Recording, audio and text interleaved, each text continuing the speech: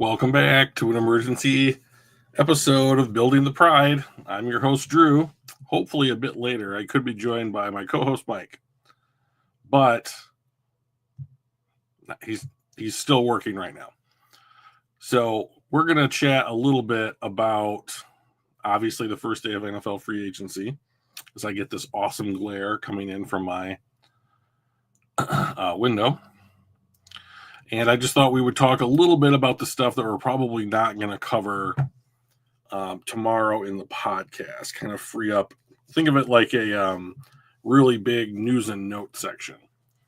So without further ado, if anybody jumps on, we'll have a discussion. But without further ado, we'll just kind of jump into the chaos that was the first day of NFL free agency.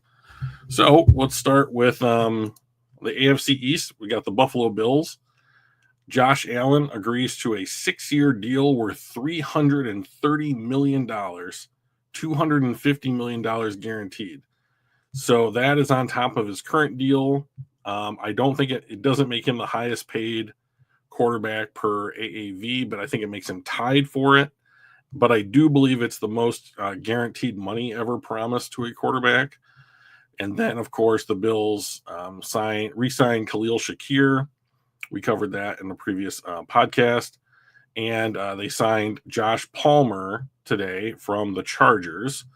They extended their defensive end, Gregory Rousseau, to a 4-year, $80 million extension, $20 million a year. And then signed a couple of their other players, Terrell Bernard and Reed Ferguson. Not really too relevant to the Detroit Lions. Staying in the AFC East, we got the Patriots. They re-signed Austin Hooper, tight end. They also have spent a ton of money today. At least signed right tackle Morgan Moses, Harold Landry, edge rusher from Tennessee, possibly the number one free agent on the market, Milton Williams, defensive tackle, cornerback Carlton Davis from the Detroit Lions, and linebacker Robert Spillane. So let's see. Offense, defense. So looks like they're spending some free agent money on the defensive side of the ball and just kind of shoring things up heading into the draft for the offensive side.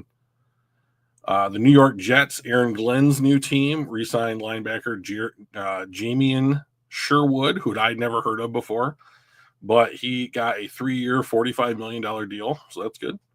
And they signed Justin Fields, and this is something that at least Mike and I were curious about, whether or not he would have been impressed with Justin Fields having been a defensive coordinator in the NFC North while Justin was with the Bears.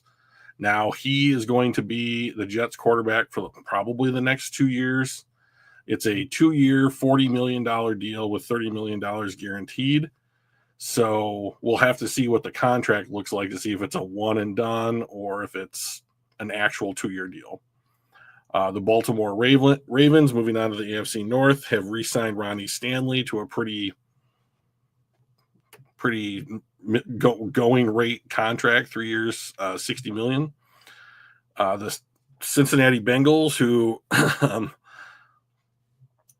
have a bunch of issues with re-signing players, have re-signed running back Samaje Perine, 2-year deal worth just under $4 million.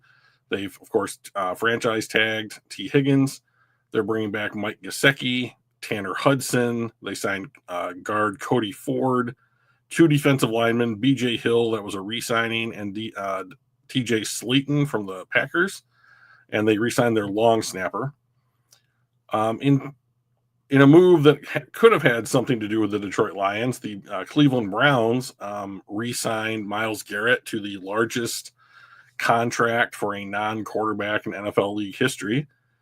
So he has been given a 4-year, $160 million extension on top of the deal that he currently has. So he's in Cleveland through 2030, I believe, and that will probably shut down any potential trade rumblings with Myles Garrett. So the dream is dead.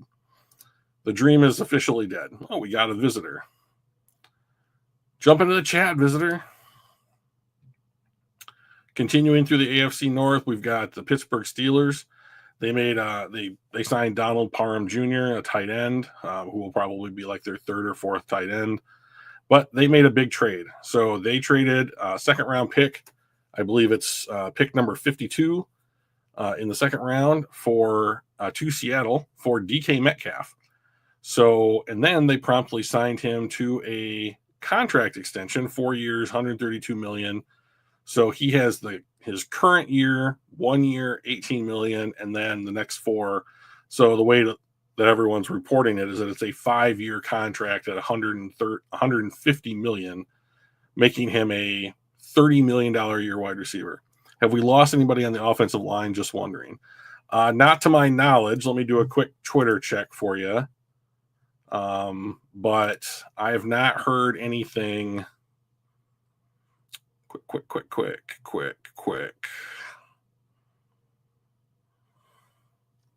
Let's see. I don't think so, BD Buster. It looks like the only moves Detroit has made in free agency so far is they have re-signed linebacker Anthony Pittman. He's primarily a special teamer. They've re-signed Derek Barnes. They re-signed Marcus Davenport. And Carlton Davis signed with the Patriots, and then they signed DJ Reed from the Jets to replace Carlton Davis. So we do have a day one signing for Brad Holmes, which is the only one that I can recall. So that's interesting. They must have identified DJ Reed as somebody that they really wanted on the team and went after him right away. Didn't want him to get to day 2 of free agency, but the offensive line looks the same as it has at the end of the season. So we'll keep our ears peeled to the ground for any news about Kevin Zeitler. I'm expecting that he will re-sign with the Lions. So fingers crossed on that one. Oh no, Jeremy Chin is signing with the Raiders. I thought maybe he would have been an opportunity for the Lions to sign him as like a third safety. All right, let's get back to the AFC North. So I guess the thing with the Steelers and DK Metcalf is if you trade for DK Metcalf and then extend him, what are you doing with George Pickens? Like George Pickens, I think is very clearly a number one caliber wide receiver. And now you just gave all the money that you could have given him you gave him to DK Metcalf. So are you going to move George Pickens and try and get picks back for him? Or because I don't see these two guys living together very well. I mean, like, can you imagine like next year it's week 3 and like DK Metcalf's got 4 or 5 targets and Pickens got 4 or 5 targets. All of a sudden everybody's upset because they're not getting the ball nearly as much as they wanted to. I do think that this would make it easier for Russell Wilson to come back to Pittsburgh. He's used to throwing the ball to DK Metcalf. Okay, moving to the AFC South. Houston Texans re-signed Dare Ogunbowale, running back depth. They signed Braxton Berrios, a wide receiver, and traded for Christian Kirk from the Jaguars. They signed Sheldon Rankins, who played with the Texans for quite a while and then went to Cincinnati for 1 year, and now he's back. They re-signed edge Derek Barnett and a special teamer, Tremont Smith. So there you go. The Indianapolis Colts signed Cameron Bynum, a safety, away from the Minnesota Vikings. So the Minnesota Vikings secondary is now even more depleted.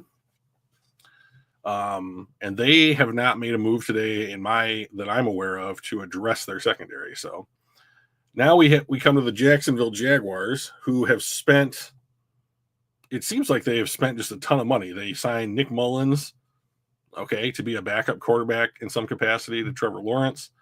They signed wide receiver Diami Brown from the Commanders for 1 year, $10 million. They signed tight end Hunter Long. They signed Jordan Lewis, cornerback from the Dallas Cowboys. He's now the highest paid nickel corner in the NFL. And they signed Eric Murray, a safety. And I've also heard that they are in the process of signing Patrick McCarry from the Ravens to probably play on their interior. So it's been a big day for Jacksonville. Reminds me of, I don't know, a couple of years ago under Trent Baalke when they signed Christian Kirk and Evan Ingram and spent like $100 million in free agency. And it was just a crazy big day for them. A lot of money's been paid out. Teams are going bonkers. They are going bonkers. I think that the increase in the salary cap has made some teams be like, let's get involved. You know, like if you had money for a bunch of day two free agents and then all of a sudden your salary cap goes up by $7.5 or $8 million more than what you thought it was going to go up. Now you got some money for some day ones. Like, I think we're seeing people, you know, basically say, well, you can't take the money with you, so you might as well spend it.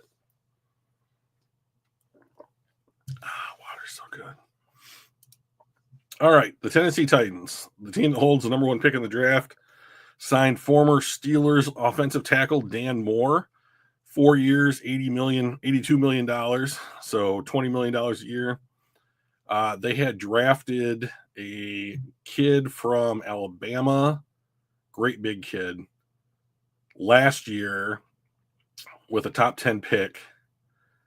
I'm blanking on his name, but they had him play left tackle. I wonder if he'll be moved to right tackle so that Dan Moore can play left. They re-signed Sebastian Joseph Day for the interior of the defensive line and their long snapper. It's really important. We'll skip over to the AFC West. The Broncos have re-signed their backup quarterback, Jared Stidham. They signed an offensive tackle, Matt Pert, and their big move today was to sign Talanoa Hufanga away from the San Francisco 49ers. He's a safety, so adding another good player to an already excellent defense. Go Lions. Hey, Hatters, what's up, buddy? So Kansas City Chiefs, we all know that they tagged Trey Smith. So that's 20. They're going to be paying Trey Smith $23.4 million this year, right off the top of the cap. They signed Jalen Moore to be at least one of their tackle spots. They re-signed Nick Bolton, 3 years, $45 million. They tendered their punter, Matt Araiza. Hollywood Brown is coming back on a 1 year, $11 million deal. And they signed Elijah Mitchell, running back, to the squad. They just continue to run through running backs. Now a really interesting team, as far as I am concerned, this cycle is the Las Vegas Raiders. They traded a third-round pick for Geno Smith. They'll likely be extending him. We'll have to wait to see what that extension looks like. They signed former Cincinnati Bengal guard Alex Kappa. So they got some help along the interior of their offensive line. Usually a good move. What else? They re-signed defensive tackle Adam Butler. They signed Jeremy Chin from the Commanders to be a safety. They lost Trayvon Morig, their own safety, to the Carolina Panthers. And they signed another safety, Isaiah Polamau. I don't remember where he played. But it looks like they've addressed the back end of their secondary. The Los Angeles Chargers re-signed Khalil Mack after cutting him. They agreed to a deal with cornerback Dante Jackson and Elijah Molden. So it looks like they're trying to revamp their secondary a little bit. And they re-signed their punter, J.K. Scott. So if any of you guys have breaking news that comes over the wire, throw it in the chat for me, will you? We won't be on all that long today. I just wanted to get on here and talk about it because it was driving me crazy just watching once Twitter finally started working this morning. It was driving me crazy not to be able to talk about this kind of stuff. So moving over to the NFC East, the Dallas Cowboys re-signed Osa Odigizua to a 4-year, $80 million contract. They signed cornerback CJ Goodwin, safety Marquise Bell, and their long snapper. The New York Giants have re-signed Tommy DeVito. What was his nickname? Tommy DeVito. Tommy Nuggets or something like that. I can't remember what it was. It's really weird. They signed tight end Christian Manhurt, who I've never heard of. Defensive lineman Roy Robertson Harris. Cornerback Paulson Adebo from the Saints. punter Jamie Gillum and their long snapper Casey Kreider. The Eagles gave that big 2-year extension to Saquon Barkley, and they re-signed Zach Vaughn. The Commanders have had themselves an offseason. They are trying to maximize Jaden Daniels' rookie contract, and I am all for this move. So they traded for Deebo Samuel. They gave up a 5th-round pick, and they are going to take on all of his money. Then they signed 2 tight ends, John Bates and Zach Ertz. Those are both re-signings. They signed Javon Kinlaw, who I believe last played for the San Francisco 49ers. They re-signed Bobby Wagner, and they re-signed both their kicker and their punter, and they just traded for Laramie Tunsil from the Houston Texans. And I don't understand this at all. Like Houston had an excellent left tackle, and they had 4 other spots on their offensive line that needed to be fixed. And they trade away the one spot that was handled. That just doesn't, I don't understand the thinking there at all. So what did they trade him for? Okay. Laramie Tunsil and a 2025 4th-round pick for a 3rd and 7th-round pick this year and a 2nd and 4th-round pick next year. So you get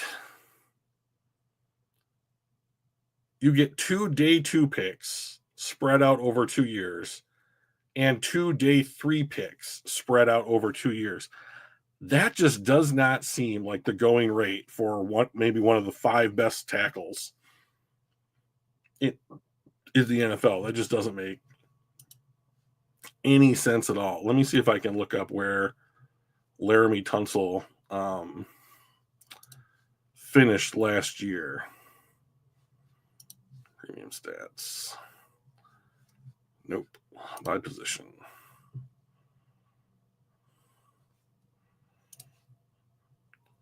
Blocking by tackles, 2024. He finished 4th in pass blocking. Let's see. Overall, where did he finish? He finished as the 19th highest graded tackle with a 78 grade, but his pass blocking was an 89. So he's an elite pass blocking tackle. So now Washington has an elite pass blocking tackle. Sorry, Mike. Mike was just calling me. I'm going to tell him to jump on if he can. Hey, I'm streaming. Jump on. We'll see if he can. He probably can. He started a new job, so he doesn't have as much free time as he used to. So this is we haven't even gotten to the draft yet, and like Washington looks like they're going to be players in the. They're going to certainly push for the division title. All right, we'll cover the North real quickly too, the NFC North. So we'll start with Chicago. They signed tight end Durham Smythe. All right, they traded for former Lion Jonah Jackson, who was with the Rams. They gave up a 6th-round pick in the upcoming draft. Then they traded for guard Joe Thuney, acquired from the Chiefs, for a 4th-round pick in next year's draft. So they gave up a 6th-round pick in this year's draft, 4th-round pick in next year's draft. Then they signed one second. What are we doing?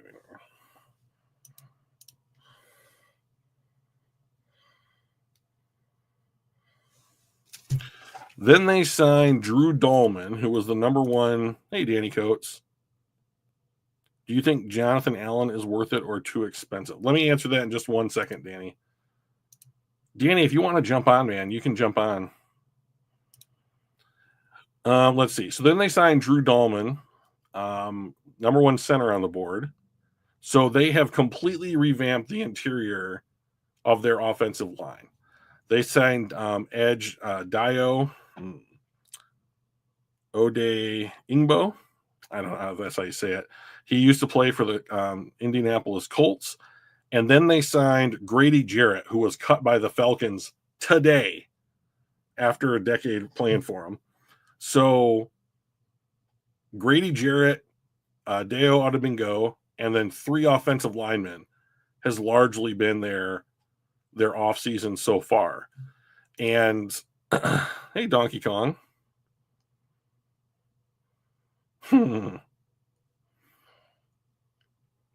Yeah, Danny's the son of my co-host, so he gets the privilege if he wants to. Unfortunately, how you been, man? But like the Bears look like they're addressing their weaknesses that the Lions exploited in years past when they had Justin Fields as their quarterback. So I applaud their moves because you can't waste Caleb's rookie deal. But okay. Sorry, guys. I'm looking at things from like 2 or 3 different spots. I'm getting distracted. So the Packers, they signed Aaron Banks, an interior offensive lineman, to a big deal. They don't normally do much in free agency. So this is kind of a big deal for them. They re-signed linebacker Isaiah McDuffie. He might even be a starter for them next year. And their kicker, Brandon McManus, got a new deal. The Vikings re-signed Aaron Jones, and then they signed Theo Jackson, a safety,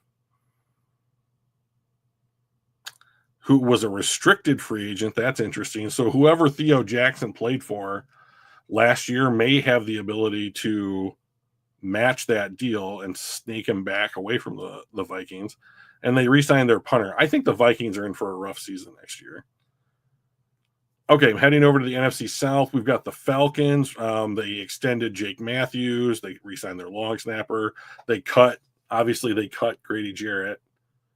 So that was a big deal. The Carolina Panthers brought back Andy Dalton. Thank God.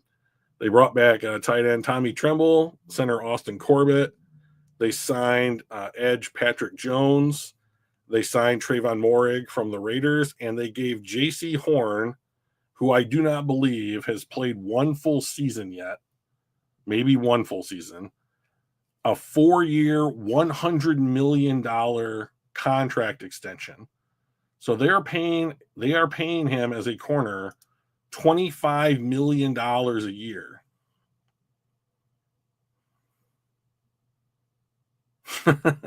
Donkey Kong is not being very supportive of Ben Johnson. That's okay. We don't like it that he left. I understand. I'm with you on that one. What else is going on? So J.C. Horn is now the highest paid corner in the NFL, I believe, if you just look at his extension. So he might be pushing up the cornerback market, which makes the fact that the Lions signed DJ Reed for $16 million a year just that much more of a deal. Naturally, the New Orleans Saints are doing almost nothing. They made a trade for Devon Godchaux, a defensive lineman from New England. They traded a 7th-round pick. Worth noting. Tampa Bay re-signed Chris Godwin after he injured his knee this year when he was having a really good year, and he tore us up second week of the season. They re-signed guard Ben Bredesen. They're bringing back Levante David on a 1-year deal, and they signed edge Hassan Reddick from the Jets. So that'll be interesting. The Cardinals have re-signed offensive tackle Kelvin Beachum. They re-signed guard Evan Brown, a former Lion. They re-signed edge Baron Browning, who they traded for last season in season from the Broncos. And they signed Josh Sweat, fresh off his Super Bowl win from the Philadelphia Eagles.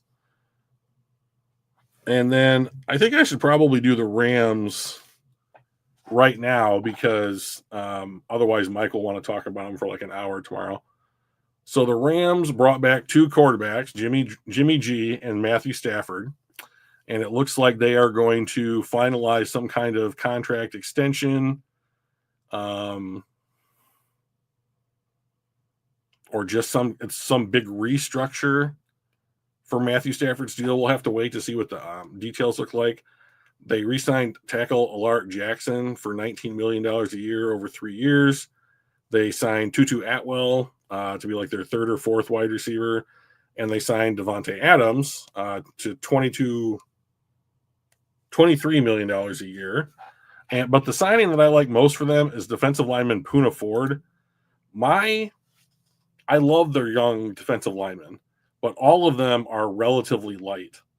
And so when they go up against bigger offensive lines, they can just get worn down. Well, Poona Ford has got some sand in the pants, as they say.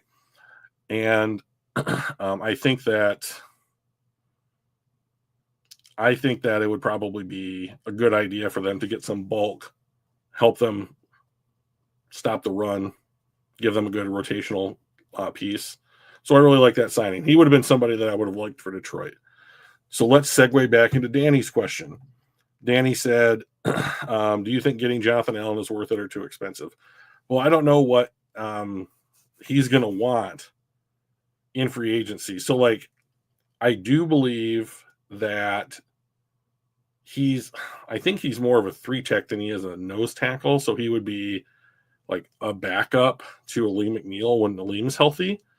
And if that's the case, then that is the kind of player that I would want to sign. Somebody who can be a good depth piece, but isn't looking to maybe play starter snaps.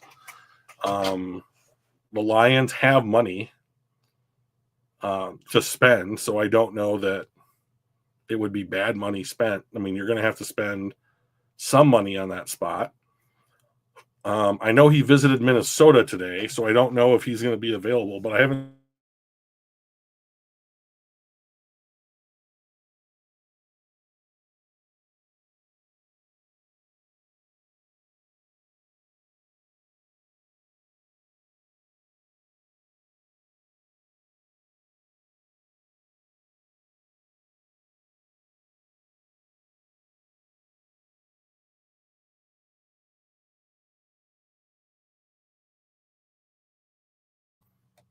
Nothing too impressive there so far. And then lastly, the Seattle Seahawks, who I don't know what they're doing, but they traded their quarterback and their number 1 wide receiver. They cut their number 2 wide receiver because he was going to cost them $30 million a year. So they have now signed Sam Darnold for a 3-year, $100 million deal. So $37 million a year. They re-signed Jerron Reed to be for the interior of their defensive line. And they re-signed linebacker Ernest Jones, who they traded for in season from the Titans. So I don't have any idea what Seattle's doing, but it's pretty interesting. Not too many teams trade away their number 1 wide receivers and quarterbacks after a 10-win season when they were the first team out of the playoffs. So it's pretty interesting. All right, let's see what's going on around the horn here. Twee.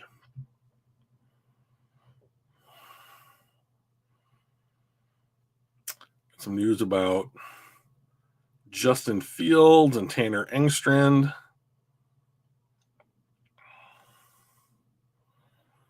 People are reacting pretty crazily. Like Micah Parsons is getting quite a following on Twitter for like talking about like NFL moves. Like, so he's retweeting Adam Schefter about the Laramie Tunsil trade. He's like, WTF? What's going on?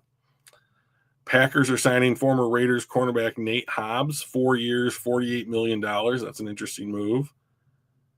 Getting pretty into it.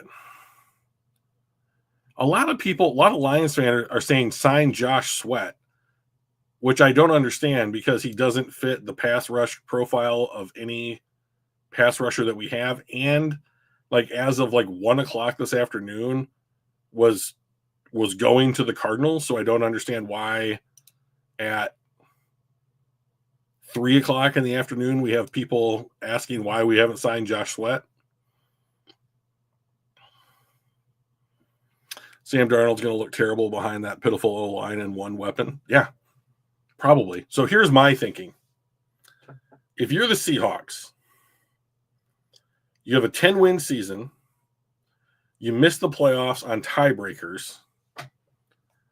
And you go into an off season with a young. So Mike Macdonald is going to be in his second or third year as their head coach.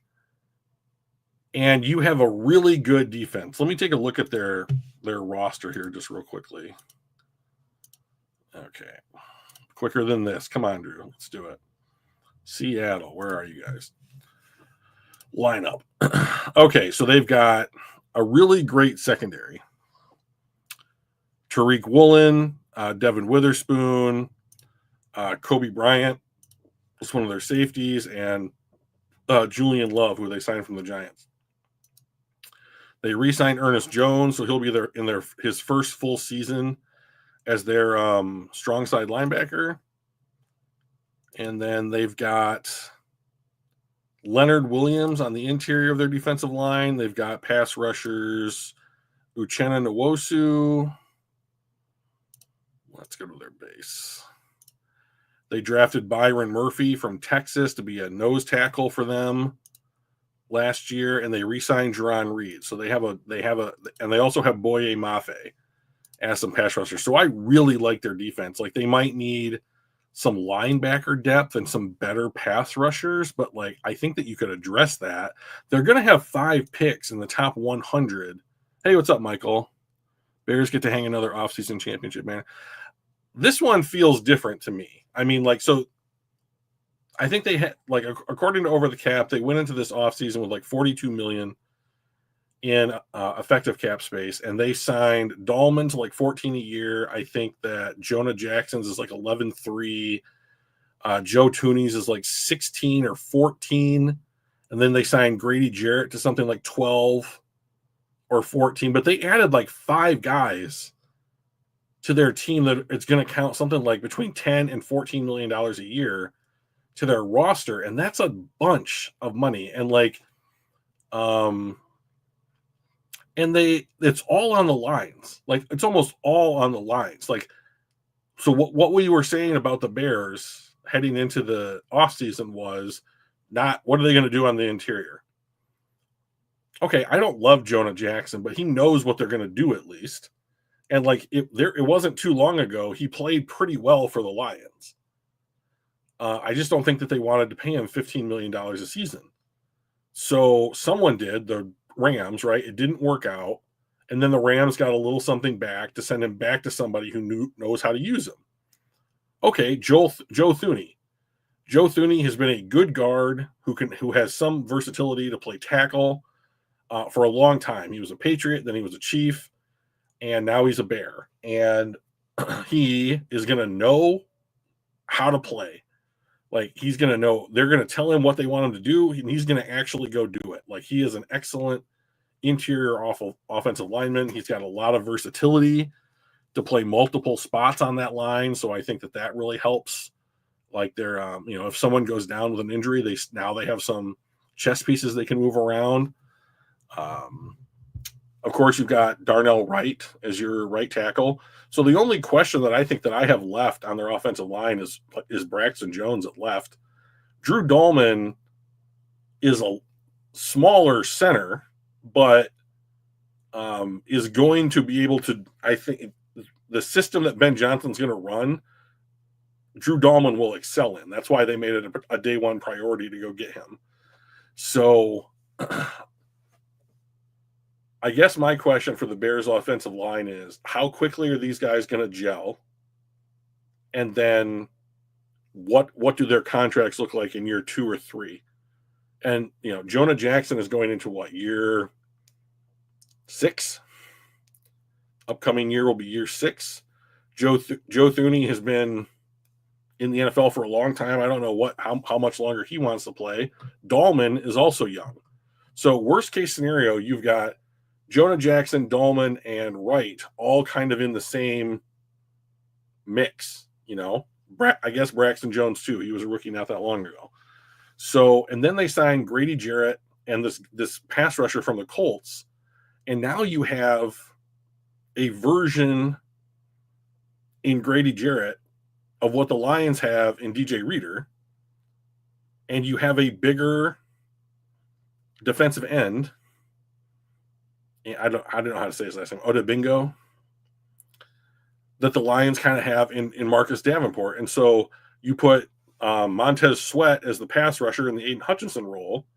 And so what do you really do? I mean, you're looking for a 3-tech. Well, they've got Gervon Dexter, who's played pretty well. So, like, I think that their lines are pretty good. You know, I don't know what they're going to do with Keenan Allen, but if they're sitting there at 10, could that be Ashton Jeanty? What happens if Tet McMillan from Arizona ends up not being drafted until 10? If Keenan Allen doesn't come back to the roster, like, you can just move Rome Odunze into the slot and line Tet McMillan up on the outside. And now you have a jump ball artist, you have a speed artist in DJ Moore, and you have a dude like Rome Odunze as your slot guy who's got size. Cole Kmet's not a pushover by any stretch of the imagination. You know, so I'm thinking, like, I'm starting to wonder where any of the actual, like, weaknesses on the Chicago Bears roster are. Like, they're pretty addressable. So, you know, I'm thinking that I'm actually really respecting the moves that they've made here. Oh, Mike says he's watching. Hi, Mike. So let's see what else we've got here as far as updates. I still cannot believe this Laramie Tunsil trade. That just is ridiculous. Just ridiculous. You didn't even get a second round pick for the guy. Like, he's a top 5 tackle, in my opinion, in the NFL. Oh, I guess I do have one thing I want to kind of complain about a little bit. So Max Crosby's like, I want to play for a winner, you know. Myles Garrett's like, I don't want to go through a rebuild. But I guess those were just the type of thing that you say when you want huge contracts, right? So, like, Max Crosby got $35.5 million a year on his extension, and, like, the next day, Myles Garrett had 40. So, I mean, it kind of boggles the mind, you know? And so, anyways, now these guys are stuck there. Like, it's going to be a year or two before you can chew through the new guaranteed money that these guys had before they're going to be even close to being able to be traded. It does feel different, to be honest. I think Ben is forcing Ryan to make some decent moves. Well, I mean, so, like, how much was Eberflus and whoever, I can't remember who the dude was before Eberflus on the Bears. Oh, what was his name? Doesn't matter. Like, what kind of communication did they have between Ryan Pace and the head coach? Right? Was Ryan Pace just, like, picking guys and be like, here, go coach them? You know, or is this what Chicago looks like with Ryan Pace and a dude like Ben Johnson, who comes from a place in Detroit where his head coach and Dan Campbell and his GM and Brad Holmes talk all the time? You know, if, like, maybe the worst thing about having Ben Johnson be hired by the Bears is he's going to teach the Chicago organization how to communicate well with each other. You know, if he's cluing in Ryan Pace on, like, I want guys that can go do this and this and that and this. Like, we've identified these players, even if Ryan Pace is just cutting checks for guys that Ben Johnson wants, like, that's not a terrible methodology when you're somebody that's like Ben Johnson. So I'm a little worried. I'm a little worried about the Bears. Like, they're also a team that hates every other team in the division appropriately. You know, so they're not going to, like, give up or play down to, like, their level of competition. It's going to be a lot of, can Caleb Williams take a step forward? Because if he can, watch out. I think they can probably challenge. So, but we'll just have to see. All right, I'm going to do one more check. I've been on for almost an hour, and that's about how long I feel like I can talk without starting to lose my voice. Let's see. Get rid of the politic crap. See if we got anything going on. Is there anybody that you guys want us to sign? Like, if you could have, like, now that we've gone through like basically like 1 day's worth of free agency, like who's a guy that's still out there that you're like, oh, I'd love to have this guy. And I'm just going to do another quick check here. A lot of stuff about Star Wars. I don't know if you guys know, but Andor season 2 is coming out in April, and that's getting some pretty big hype right about now online. I can't wait. I don't see anything. I'll jump over to ESPN, even though I hate ESPN. NFL.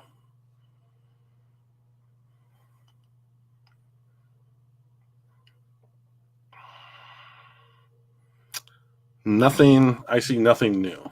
Let's go. Don't talk too much about what we or won't have things to talk about tomorrow.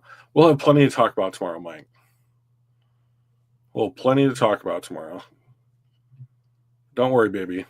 I'll take care of you. So, how about this? Let me finish off tonight with a quick mock draft because Mike will hate it. Mike will absolutely hate it. What are you doing? Save the content, Drew. How? Okay. Having trouble manipulating the screen. 7 rounds. Not fast. Consensus mock board. All right. So now I got to share. This is the problem. Better tonight than tomorrow night. Oh, we're doing it tomorrow night too. You can't get away from it. You can't get away from it. It's mock draft season. Where is it? There it is, right there. Now we have to go back to here, and I have to add it into the stage. Okay. Then I have to do what I always yell at Mike to do, which is to make it bigger. Bam, bam. It's pretty good. Let me just double check. Looks pretty good to me. All right, enter the draft. Start the draft. Twee! Already seeing all the players that I want to draft being taken away from me. Okay, so let's take a look really quick here. Let's take a look at what's happened. Travis Hunter, Abdul Carter. Wow, none of the quarterbacks? That seems crazy. Where's the quarterbacks? Well, this is wrong. Oh, Cam Ward went to the Steelers at 21. Interesting. Somebody's yelling at me. I can't manipulate all this stuff right now. Okay, let's see. Hey! Draft Donovan Edwards in the first or bust. Listen, I think Donovan Edwards, and by the way, it's really good to see you, Josh. I think Donovan Edwards is going to be better in the NFL than he was in college. So, and the reason I say that is because he is as much a wide receiver as he is a running back. And some team is going to have him be like their running back 3 gadget player, and like he might even return kicks. I would love, if the Lions had a spot for him, I would love to have him, but they do not have a spot for him. So who do we got on the board here? We've got Matthew Golden. No. Don't need another running back. Don't need another tight end. Jalen Walker's an interesting option. Zabel is an interesting option. So there's really two guys here that I think are in play for the Lions if the board were to break this way. And that is Nick Scorton from Texas A&M. Enormous. So think Marcus Davenport, but bigger. He's 20 years old. He's 20. So think like he's basically the same age that Penei Sewell was when he came out. Penei might have been 19. And then I really also like Tyler Booker. If Tyler Booker's on the board, I don't know that you can really pass him up. So 6'5", 325, also 20 years old. He had some like elite measurements for like arm length at the combine. I mean, it was almost like he had like Rock'em Sock'em robot arms going on. Like it was pretty amazing. He can play in both zone and gap. Although those grades aren't great, but like his pass blocking is elite. So like this is your Kevin Zeitler replacement. Let's see. Ta-da. Yeah. So I mean, look at it. So pros, well built guard. Weight distribution gives him a ton of power in his lower half to place an anchor. Great leg drive to move linemen against their will. Strong hands and core to not disengage after moves and counters. Imposing double team blocker. Very long arms for an interior player. High IQ. Impressive recovery ability. Wide base, even post snap. Good eyes for stunts and delayed blitzes. Finisher's mentality. This last one is something I feel like the Lions are like, and Hank Fraley are just going to absolutely flip out over. Cons. Balance can be off at times. Sometimes it's too much on his heels and next to his toes. Below average foot speed, can get caught behind when a defender crosses his face. So shades of Trey Smith, who is one of the best interior linemen in the NFL. So I'm going to take Nick Scorton here, Scourton, just because I think that the defense needs more work than the offense. But this is a coin flip for me. Just because, like, if they took Tyler Booker in that spot, I'd be like, cool. I'd be like, that's really cool. That's fine. Okay, so now we are here at pick 60. Center, guard, edge, and linebacker. I don't necessarily agree that we need a center. Everybody loves Cam Skidabo. I think he's trash. I don't like him at all. We could look at it. Oh, Donovan Jackson is here. My God.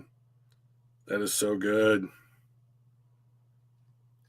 So this pick to me is down between Carson Schlesinger. So think of Alex Anzalone. This would be his replacement. So I believe Alex Anzalone has 1 year left on his deal after this upcoming season.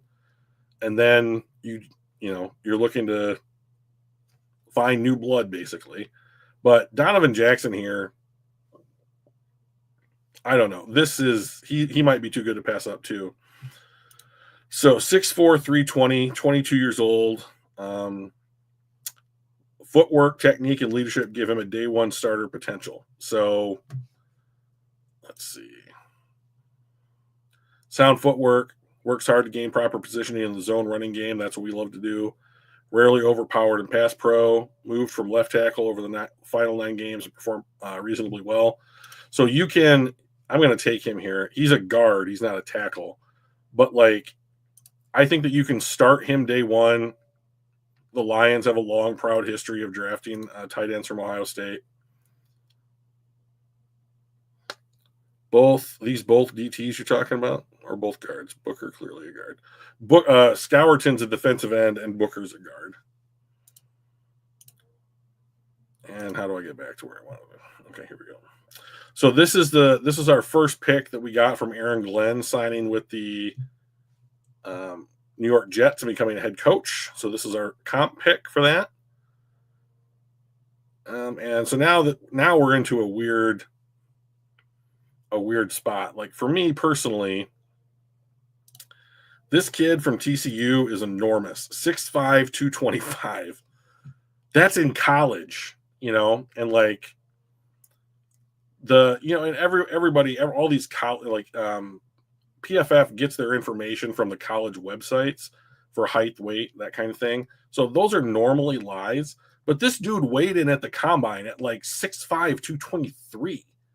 So they didn't lie at all. So let's see. It's verified height is a shade under 6'4", but he is all of 225 pounds. So he's 6'3" and 7/8 and 225 pounds. That's amazing. And so like he's not an elite guy. Like he's almost like a gadget player for TCU. But if you can teach this dude how to block, like used out of the backfield as a wildcat QB or running back, that's so weird. So like he would be an interesting pick if you had something like, let's say Ben Johnson was still on the team. Like I could understand him having a package of plays for him. I like Quindarius Robertson quite a lot, but he's not the kind of Well, maybe he is. What height, weight, speed? 6'5", 241. So he could be like a Sam linebacker type, but we just re-signed Derek Barnes. So the guy that I like right here is Aeneas Peebles from Virginia Tech. And he's a 3 technique, 6'1", 290. We didn't have great measurables or what have you, but when we go to stats here, pass rush win rate 17.8%. That's awesome. He took almost all of his snaps from the B gap, so that's a 3 technique. That was really great. Solid run defense, really good pass rush grade. Now remember, it's in the ACC, so it's kind of like Division II college football. But if you're looking for someone who can eat snaps at 3 tech, while Mekhi Wingo and Lee McNeil are trying to get back, like this would be a guy to have in the rotation, and he's gotten better every single year. So I like this guy quite a bit. I'd be willing to bet on him, especially as like a end of round 3 pick. Twee. All right, let's check in with the chat. I'm sure everyone's.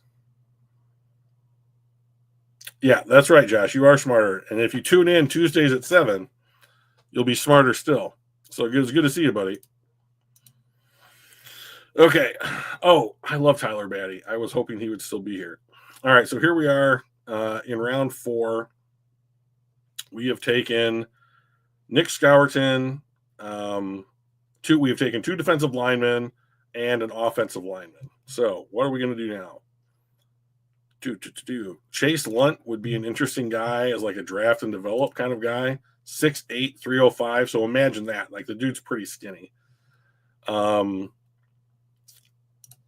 But good in gap, good in zone, excellent run blocker. Not good in true pass sets. That's kind of a problem. So this reads a little bit more of like a right tackle to me than a left tackle. And he actually did line up the whole time at Connecticut, well, except for 1 snap at left guard as a right tackle. But he would be interesting. But, I mean, to me, this is the same. You would be drafting him for like the same kind of thing that you're trying to do with Gio. So I'm not looking forward to that. Mitchell Evans would be a good like 3rd or 4th tight end, but I don't know that I want to do that in round 2. Luke Condra has like pretty good measurables coming from the combine, but we already took a guard. I don't know that I want 2 guards.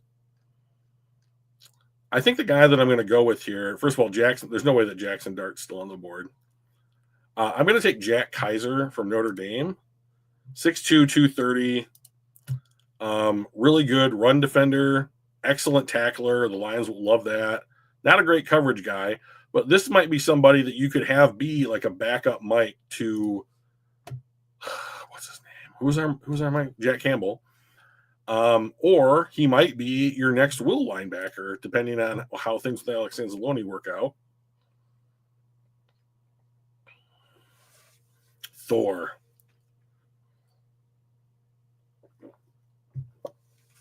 Now we have to wait forever. No round 5 pick. I believe that was the pick we traded to get Sione Vaki. So there's a couple of choices here. Like if you want to pick somebody that's going to give you like a good score, like on PFF's grading, draft a quarterback right here. But what? Oh, Jalen Smith. So this kid from USC, 5'11", 190. He's a little bit taller than both Amik Robertson and DJ Reed, but kind of in that same body composition.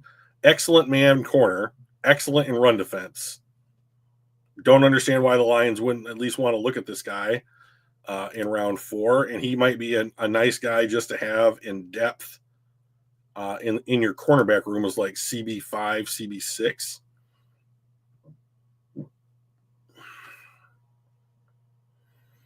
Twee. All right, now we got a couple picks in a row here.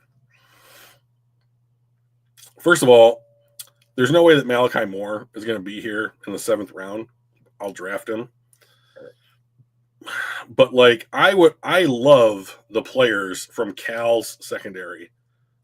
So Craig Woodson, 6 foot 210, really had a big jump this year. Excellent run defense, excellent incomplete, forced incompletion rate.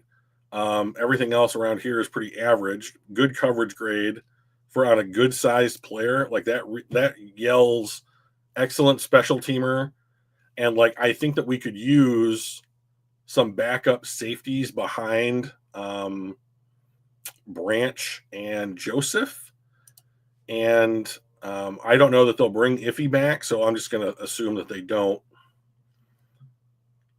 And then this is our last pick. So there is a kid that I like quite a lot. Let's see. Where did he go? Where are you, Colin? Colin, there you are. So this kid from OSU, that's Oklahoma State University, by the way. I already drafted one Buckeye, so you can't yell at me. 6'2", 240. Has played really well. Only played 2 games this year. Played them pretty well. Of course, they're not against, I mean, that's South Dakota State. And Arkansas is a team, I suppose. But I like this guy for a Sam linebacker, rush linebacker role. Look at his pass rush run rate, 31.8%. Now, he only had a 2-game sample, so who knows what it would have been. But like in round 7, I'm absolutely going to snap that dude up. Oh, here's Donovan Edwards. So then we'll just kind of talk about this real quick, and then I'll end it. I earned awards. Hooray. Yeah, I'm not going to draft a center over a defensive tackle. Okay, they liked Nick Scourton. So this would be, so I would think that as we've seen free agency start, Scourton would play behind Marcus Davenport. Donovan Jackson, if they don't re-sign Zeitler, would probably be your new right tackle. Maybe it's Christian Mahogany. If not, one of those 2 guys is going to compete with Graham Glasgow for the other guard spot. And then I still think that you have a great line. Aeneas Peebles will come in and eat snaps at 3 technique until Ali McNeil can come in, and then he's a decent rotational piece. Jack Kaiser could be your backup Mike linebacker, special teamer. Maybe he's your future will linebacker.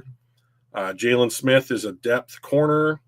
We'll see what they do with Kendall Vilder. I'm almost certain that they'll re-sign Khalil Dorsey. Malachi Moore won't be here, but he would be a backup for Kirby Joseph. Craig Woodson would be a backup for Brian Branch. And then you have a Sam linebacker in Colin Oliver to see if you can develop another, what was his name? James Houston type of player. So anyways, that's how I see it kind of working out. And that's about an hour. So we'll have to wait and see what tomorrow brings. And don't worry, Mike, we'll have a lot of stuff to wrap up. So Detroit fan man. The way you pronounce Scorton's name is kind of funny. Is ruining my future hurting for a Scorton fantasy team name. So, oh, thanks, man. So you say Scorton? Scorton. Isn't it OU? Isn't that Scourton? I've never heard his name pronounced. So if it's Scorton, it's Scorton. I'll adjust. So hurting for a skirtin. That's a cool name. All right, guys, I'm out. Hopefully you enjoyed this skirtin. And catch us tomorrow, Tuesday night, 7 Eastern. Mike and I will cover the Lions stuff way more in depth. Hopefully we'll have some additional news. And we'll catch up with the news and notes from around the NFL. All right, talk to you later. Peace.